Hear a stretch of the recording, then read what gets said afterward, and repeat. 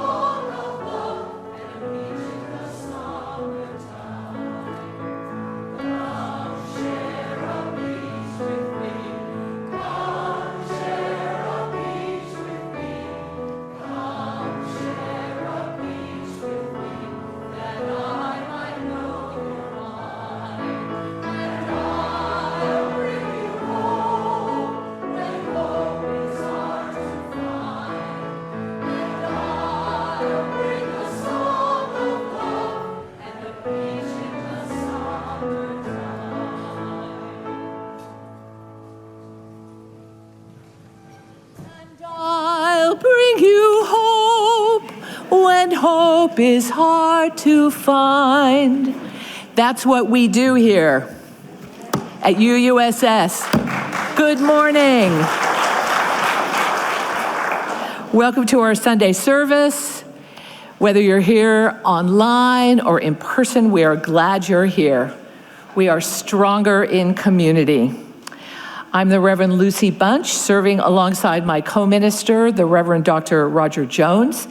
Roger is preaching today, and his title is Everyday People, Honoring Occupations, Celebrating Interdependence. If you're with us online, you can find a link to the order of service in the chat box. And if you're new to us, we're very glad you're here, and we would love it if you'd fill out a newcomer card, either in the link on our website or at the welcome table after the service so we can connect with you. And you will receive our new monthly message, not weekly message. Starting September 5th, we have a new message that will highlight everything that is happening in the month ahead and has a link to our fabulous new calendar. So everyone can look forward to receiving that this Friday. Registration for our Soul Matters groups ends on Tuesday. So if you have been on the fence or haven't gotten your act together to sign up, now is the time. These are groups of about 8 people who meet twice a month for 9 months. There are both in-person and Zoom options, and it's a wonderful way to connect with others in the congregation and talk about things that are important to you. There will be a table on the patio where you can register. There's also a link on the front page of the website. And you can check the blue sheet for all the things that are happening this week, including a monthly Bible study, New Testament study that will be on the first Wednesday of the month, led by Reverend Roger, and that starts this week. Finally, I hope you've all marked your calendars for next Sunday because it is a very big day. It's our annual in-gathering celebration where we launch our new church year, and we invite you to bring a small amount of water that represents an important source of strength or connection for you. Also, after the service is our annual activity fair, where you can learn about all the amazing groups in our congregation. Also mark your calendars for October 12th, because our social justice groups and community partners will be having a second activity fair so that you can learn all about what those groups are doing. And now let us receive our music for celebration.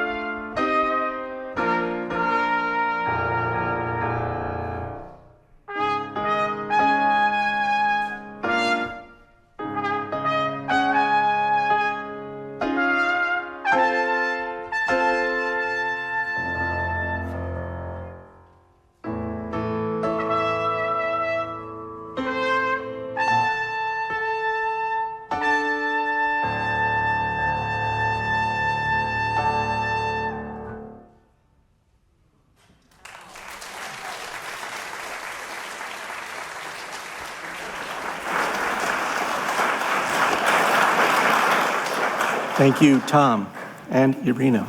Good morning. And welcome. Welcome if you're with us online, and happy Labor Day weekend. Many thanks to our staff members, our music staff, and our technical AV staff, both of whom had to do some quick changes this morning, and our religious education and childcare staff, as well as our facility and administrative staff. And all of our volunteers who keep this place thriving, one of whom will light our chalice this morning, John McMillan, who some of you know does a few things around here. The symbol of the flaming chalice represents our broader Unitarian Universalist religious heritage, and as we light it this morning, we affirm our connection to congregations across this country and around the world. We will read this responsively, so please respond with the words in bold. We kindle this flame, the symbol of our shared search for truth and understanding. In times of celebration, may its brightness reflect our gratitude. In times of need, let its warmth renew our connections to one another and the spirit of life. In times of confusion or uncertainty, may its fire bring us courage and commitment. In times of change, let its light illuminate our values. Now let us join in reciting the mission statement of this congregation. We come together to deepen our lives and be a force for healing in the world.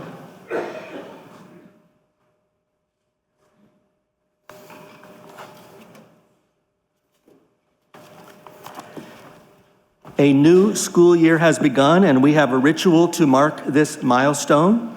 In this congregation, we know younger children starting school for the first time or starting a new year. All kinds of schools, in all kinds of schools and homeschooling, there are teenagers and youth starting a new year of middle school, high school, GED programs, and early college. There are students in college, vocational schools, and graduate programs. Of course, a school community is made up also of workers, and we salute them too, the teachers, professors, classroom assistants, and support staff. We give our thanks to the bus drivers, cafeteria workers, custodians, counselors, and everybody else. In recognition of this new year, we have invited you to bring your backpack to the service for a blessing. Depending on your situation, you might have brought a briefcase or a lunchbox, a laptop or a gym bag, whatever it might be that represents your life in school. Or maybe you're starting school and you didn't bring something, that's okay. Please come forward and line up down here so we can ask you your name and ask you where you're starting your school year. So come on down now if that's you. And if you'd rather not come up, you're attending on Zoom, after the service, you can pick up a bookmark for you from the congregation. So, for students at any level, and it's for school workers at any role. So you're welcome to bring a family member up here if that would be helpful.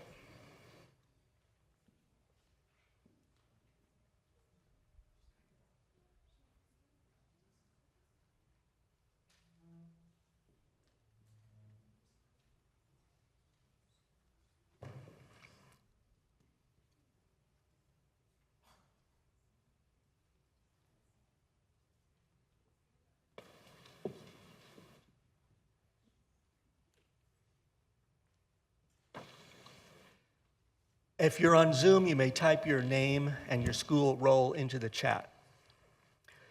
So we're going to ask you to introduce yourself and say where you are starting in school and whether you're working there or studying, what level.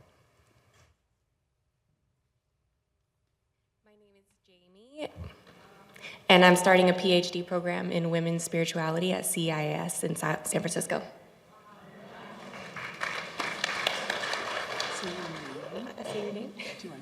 This is Lando, and he's starting TK. My name is Luna, and I'm starting 2nd grade. My name is Gwen. I'm starting my freshman year of college at UC Davis. My name is Katie Beth, and I'm starting my junior year of high school in the Oakmont Health Careers Program. Should I do my full name? My full name. I am Connor Allen James Atkins, and I go to Natoma School District, Two Rivers Elementary School, and I am in 5th grade right now.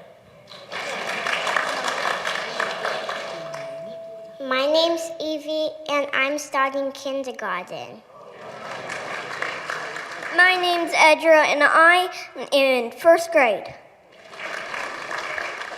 My name's Una, and I'm starting 3rd grade.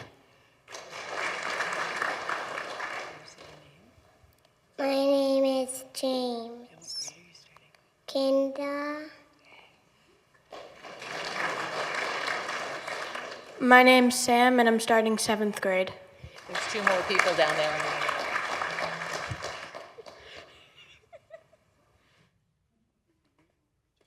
I'm Annika, and I'm starting 7th grade.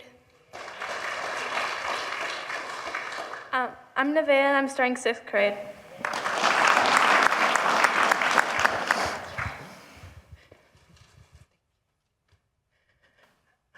So each of you has just received a bookmark with a reminder that your UUSS community is with you everywhere that you go. And it has our values mandala on it with our, what we call an RER Jet Pig values. That's our mnemonic device. So let these tokens remind you that you carry the goodwill and good wishes of our spiritual community as you work and learn this year. We wish you well as you start this new school year. We thank you for the work that you are doing, whether as a student, a teacher, or any other kind of person in a school community. We send our prayers to you on the bus, in the hallway, in the cafeteria, on the playground. We bless you. We bless you in the classroom, in the office, at your homeschooling location, or in any online computer platform where you go to school. Now, everyone else, please reach out your hands in a gesture of blessing towards every person starting school. Everyone in this room and everyone on Zoom who is starting a new school year. And now let us join together in speaking the words on the slide. We bless you on this new school year. When you need strength and courage, remember that we love you. We are cheering you on.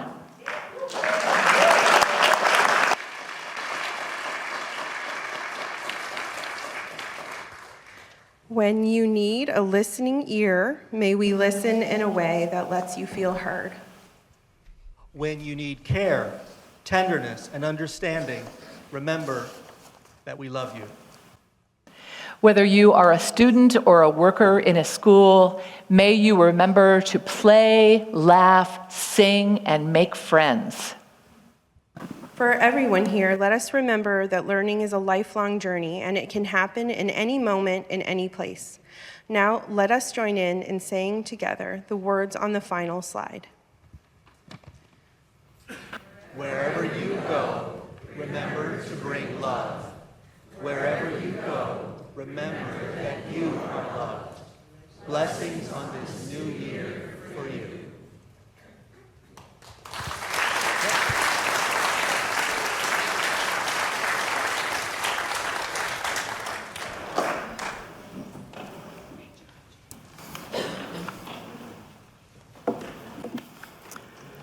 So that was to launch the new school year, and today is the last day of the summer program in religious education. So if you are a child or a youth or an adult volunteer in religious education, this is your invitation to go to RE as we sing you out.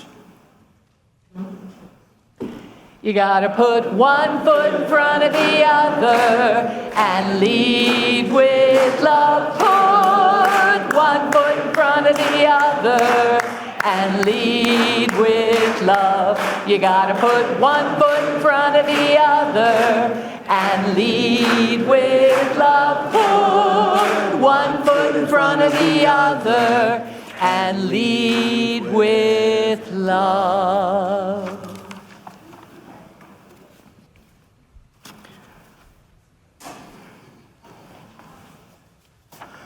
Now we shall light our candle of compassion and resistance.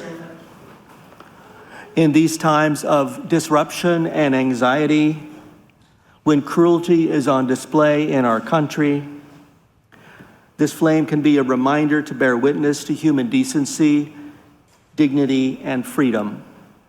And by this light, let us remember that fear is outworked by hope and that hatred is no match for the power of love. In the days to come, may this flame light our way forward with courage and with hope.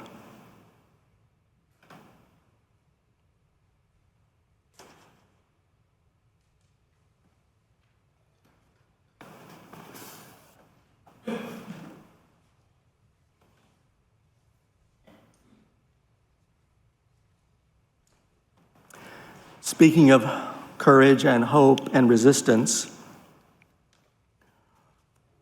Charlotte Selton, a young adult who grew up in UUSS, wants us all to know that her city of Washington, D.C., has been so militarized by the presidential administration that families are afraid to go outside, especially if they are people of color.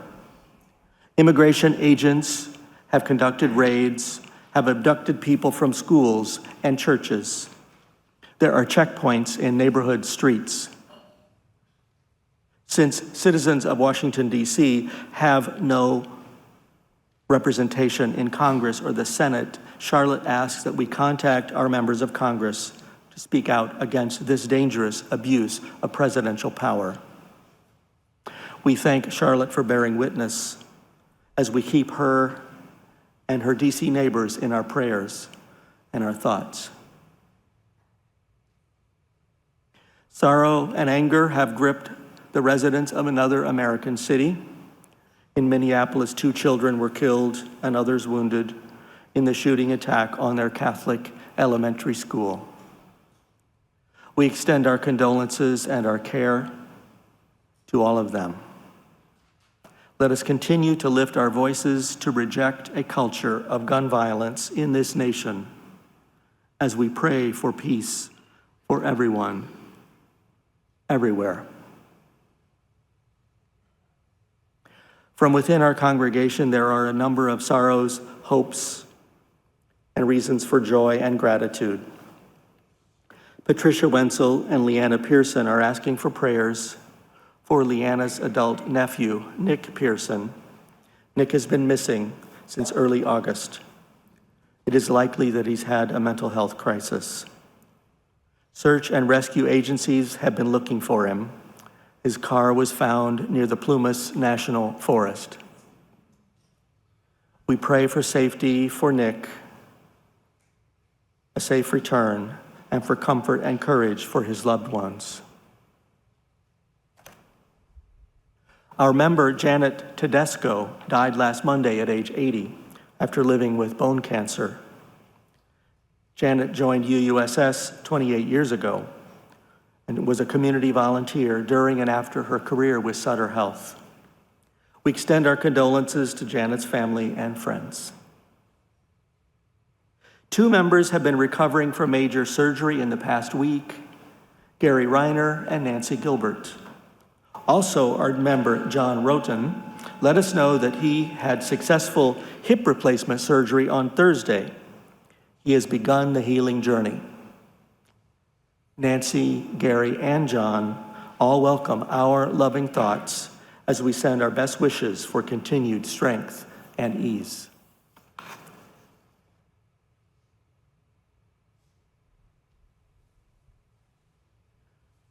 Now please join me for a few moments of centering, a time to bring our awareness to our bodies and our breathing. And as we pause, I will offer a prayer, and then we will take some time in silence, and then remaining seated, we will sing a hymn.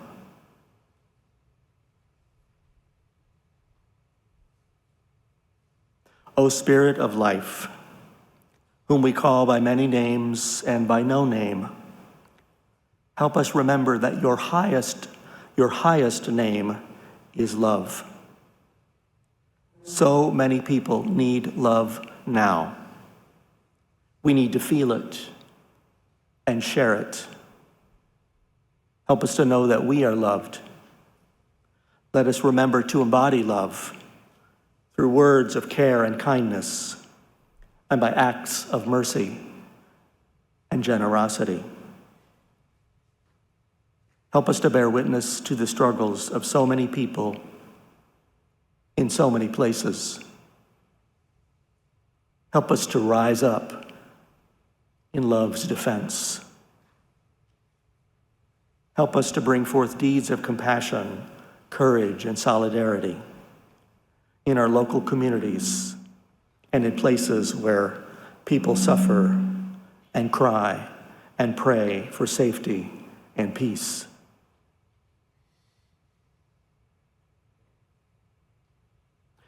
O Spirit, help us remember that love connects us to one another and to the whole human family. So may we live, and so may it be. Blessed be, and amen.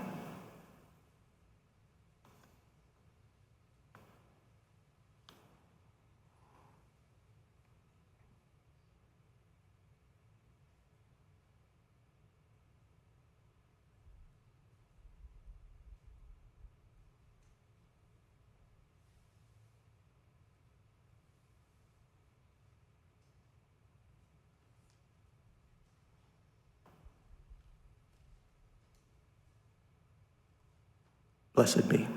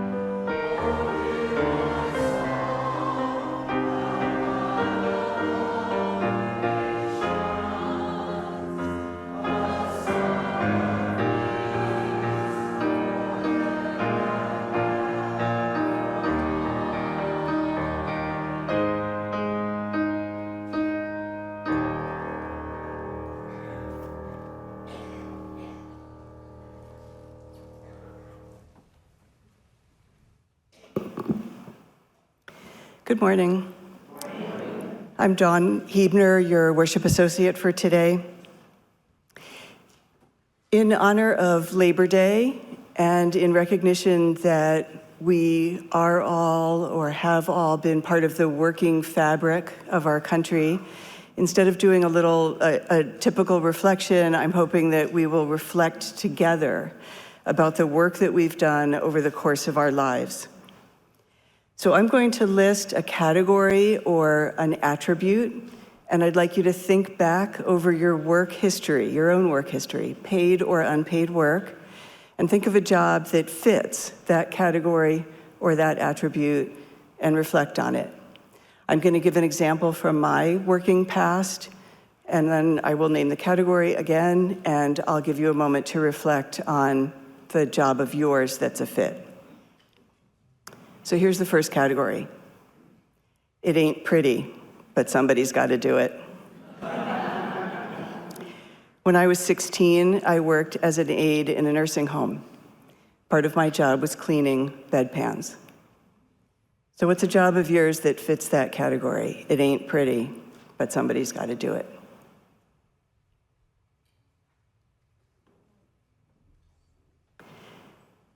Next category. A job that made people smile. I spent the bulk of my year as a child psychologist. I've had impact on lots of people, But the job that I have done that has made people smile is very different from my main professional job. And that was that I worked for 2 years in college as a donut maker. I got up at 4 o'clock every morning, went down to the kitchen, the industrial kitchen in my gigantic dorm, and made hundreds, if not thousands, of donuts in a big fryer every early Saturday morning. And that was the job that I have held that has made people the happiest. So take a moment and think about your own work history, a job you've done that has made people smile.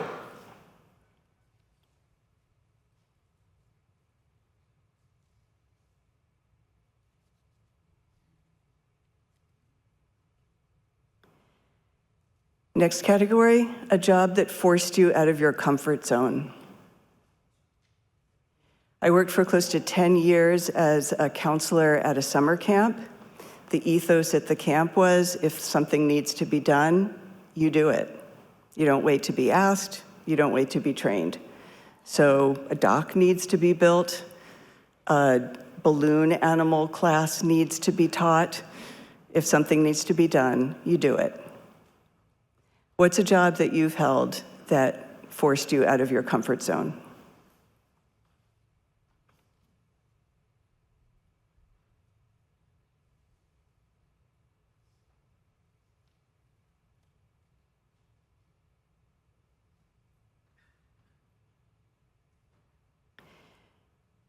Next category, a job that caused imposter syndrome.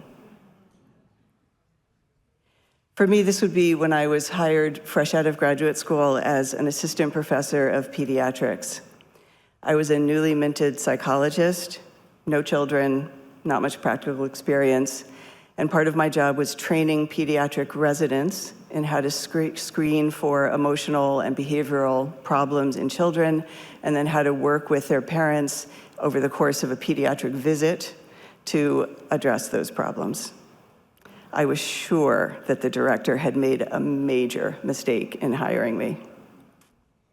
So have you ever had imposter syndrome, and what job was it that you were doing that brought that on?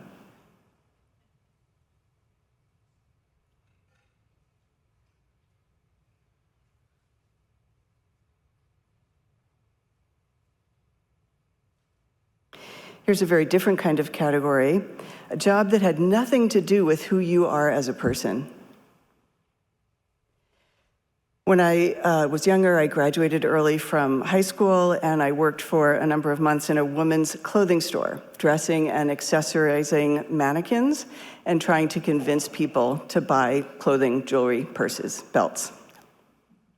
So what's a job you've had that anyone could see was a complete mismatch for who you are?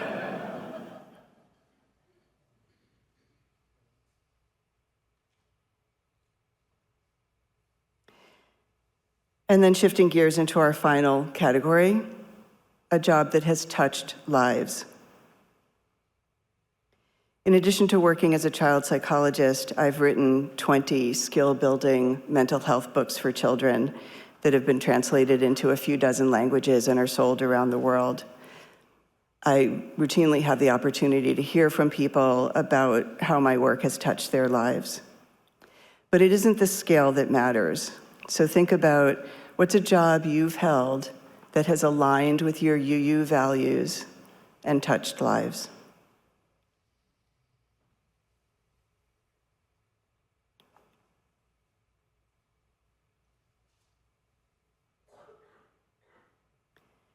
To all of us in this room who have worked hard, whether that work was paid or unpaid, recognized or unrecognized, thank you. Together, we are helping to heal the world.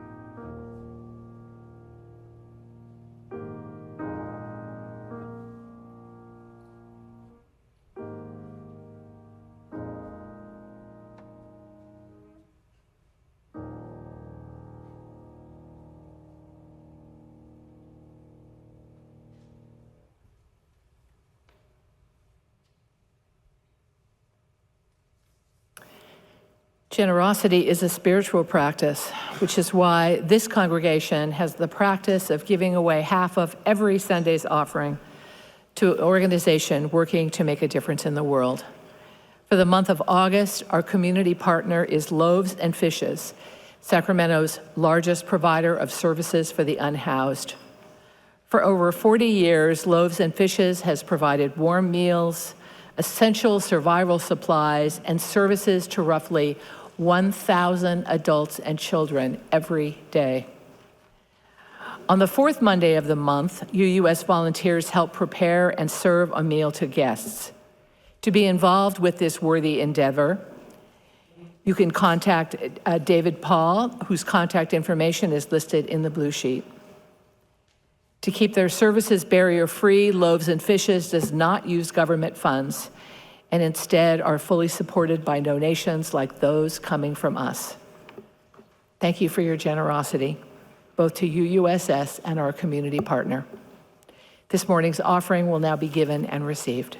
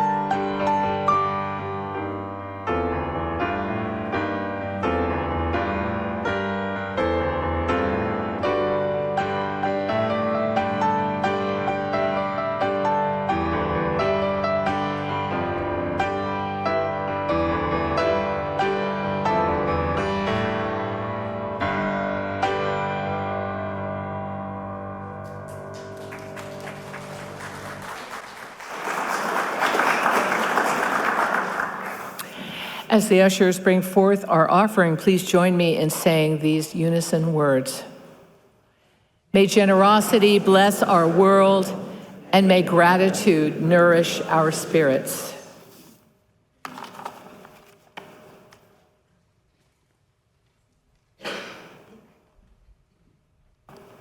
I was thinking as Don asked those questions that parish ministry applies to all of them.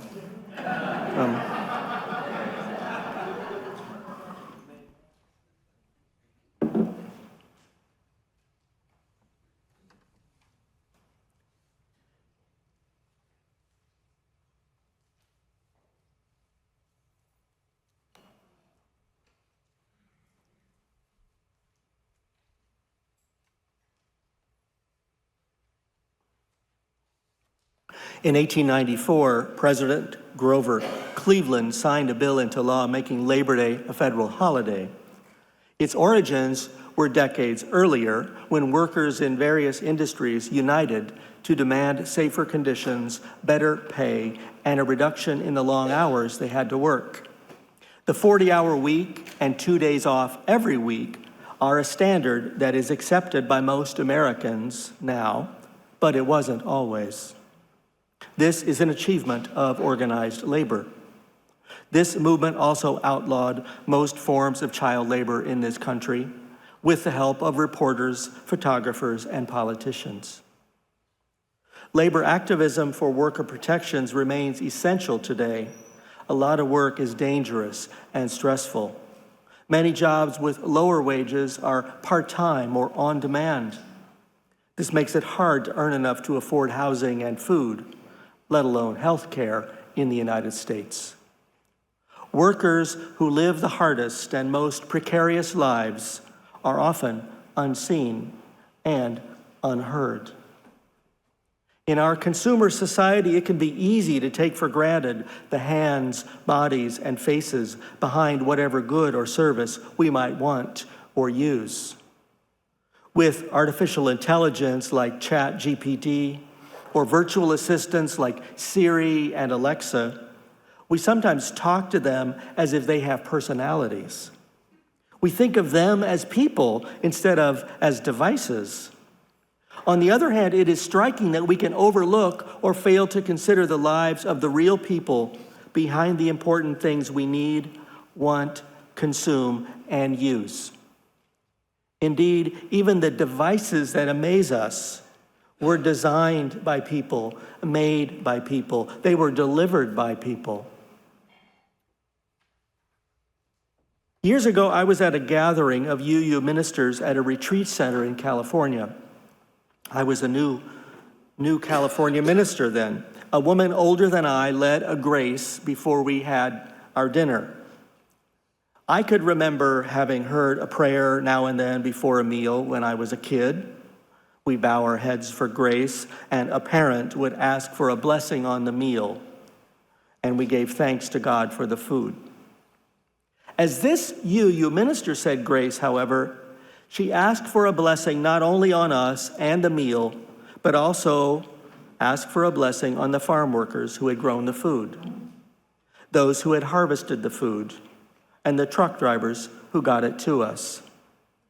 She prayed for the cooks who had prepared it. Her prayer was a reminder of all the lives that we depend on for our sustenance, all who deserve credit and thanks for the pleasure of a meal. I have never forgotten that moment. As a child, growing up in the Midwest, I ate canned peaches, canned corn, and God forbid, canned asparagus. Sometimes frozen, too. We did have iceberg head lettuce that was fresh. I didn't realize that our convenience depended on the labors of workers in California and other distant places, and on the companies that employed them. This is one example of why, for me, Labor Day is a celebration of our mutual dependence on one another in the human family. Even the most ordinary occupations can reveal the fact that even if we don't know one another, our lives remain interwoven, interdependent. And with such awareness, we can acknowledge one another. When I approach the doors of the credit union branch, a security guard in a black uniform stands by the door. "Good morning," one of us says to the other. "Good morning, how are you?" is the reply. When I pass them on the way out, I usually say, "Thank you for being here." And sometimes I say this also to the lifeguards at the swimming pool at the YMCA when I finish my workout and leave the pool. "Thank you for being here." I don't always follow this intention to acknowledge others, but I try to most of the time. Sometimes I'm not in a good mood, or I'm impatient, I'm not paying attention. I can be grumpy instead of grateful.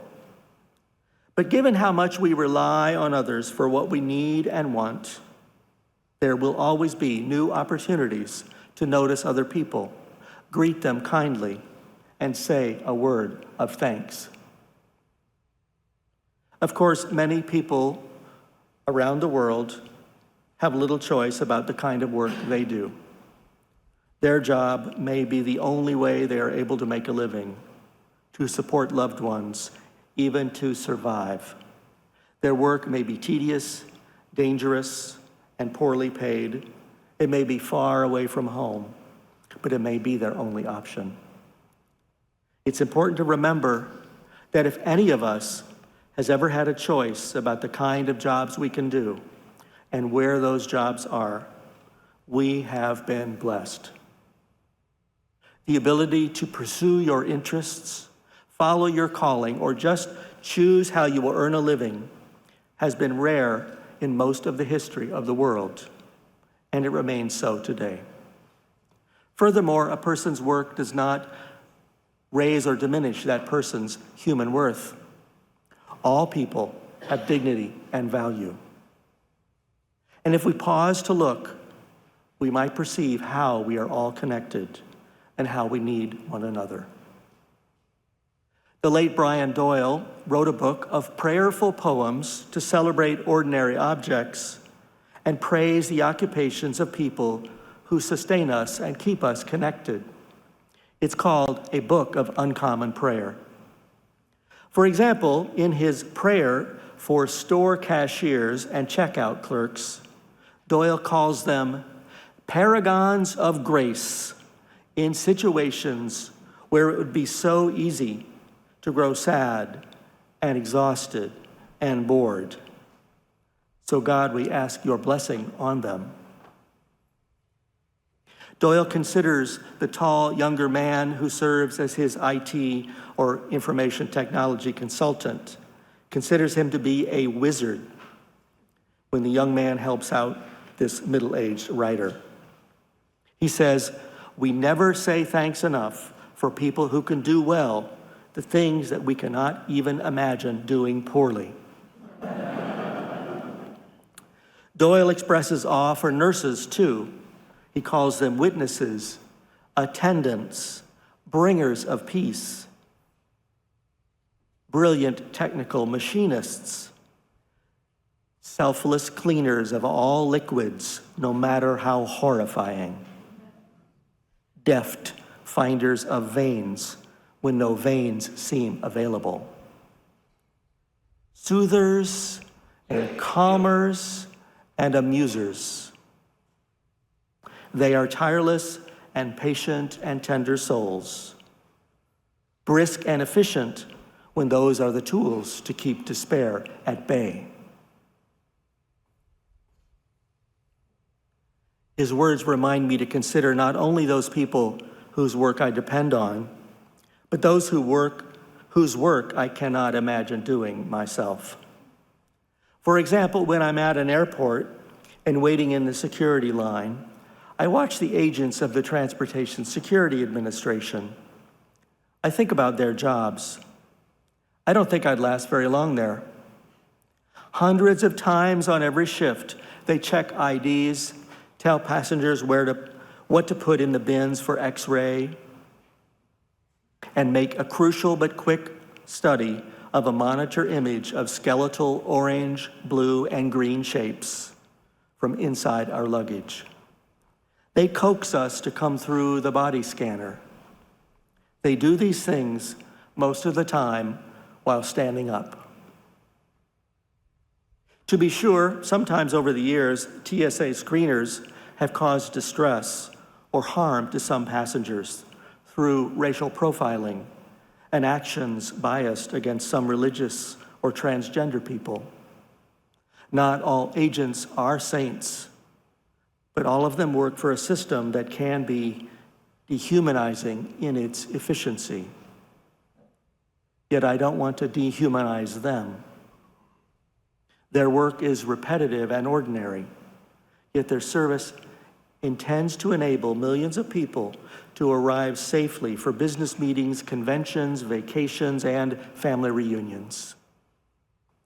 When I am waiting in line, I say a quiet word of thanks for them, and I pray that they might appreciate how important their work is to so many people. So much of the work of the world is repetitive, routine, and maybe dull. Whether a person would find performing the same task over and over to be boring or find it reassuring, some jobs can cause repetitive motion injuries, damaging to muscles, tendons, nerves, or joints. Routines that go fast can be dangerous, such as working in meat and poultry cutting factories. But even jobs that are safe can be tedious ones, draining the work of joy, causing the workers to forget the important roles that they play in the lives of others. Back in 1947, on a weekday morning in March, a New York City bus driver went to work, got in the driver's seat of his red bus, left the bus garage, and disappeared. His name was William Chamilo, and he was 37 years old. New York police issued a bulletin to surrounding states for him and the bus. No outcome. Chamilo drove 1,300 miles before he ran out of money. He turned himself in to authorities in South Florida. "I wanted to get away from everything," he said. "New York City traffic gets to you." When he came back home, he was indicted for theft, grand larceny. Reading this news, hundreds of people wrote to ask for leniency. Many bemoaned the tedium of their own jobs. Some said that if they had known about it ahead of time, they would have joined him on his escape. His fellow drivers raised money to cover his legal fees. William Chamilo became a celebrity. The city eventually dropped the charges against him and gave him back his job. Wow. In the words of a journalist, riding his packed bus became something of a sensation, a daily highlight for many in the New York borough of the Bronx. He drove for another 16 years and retired. Out of millions of public transit workers, almost none gets famous. Very few passengers even know who they are. Few even say thank you. Furthermore, these days, passenger abuse of drivers has gotten so bad that signs are posted on trains and buses telling us that anyone hurting or threatening a driver will be prosecuted.